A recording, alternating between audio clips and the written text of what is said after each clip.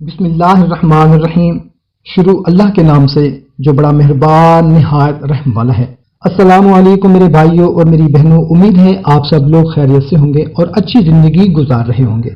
محترم سامعین، ذو الحجہ کا مہینہ شروع ہے۔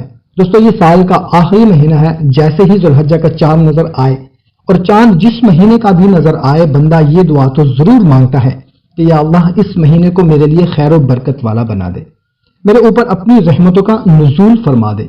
یہ دعا سادہ طریقے سے ہر بندے کو کرنی چاہیے جب بھی وہ چاند دیکھے۔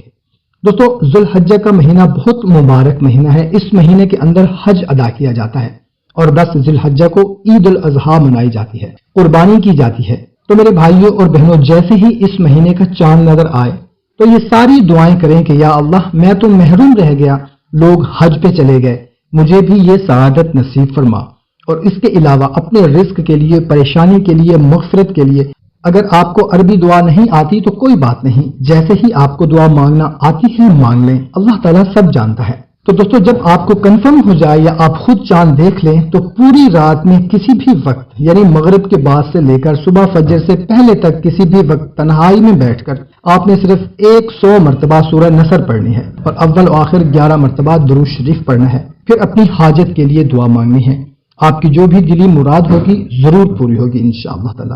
اس عمل کو آپ خود بھی کریں اور صدقہ جاریہ سمجھ کر دوسروں کے ساتھ بھی شیئر کریں۔ ہمیں اجازت، ملتے ہیں ایک نئی ویڈیو میں۔ اپنا خیال رکھیے گا۔ اللہ حافظ۔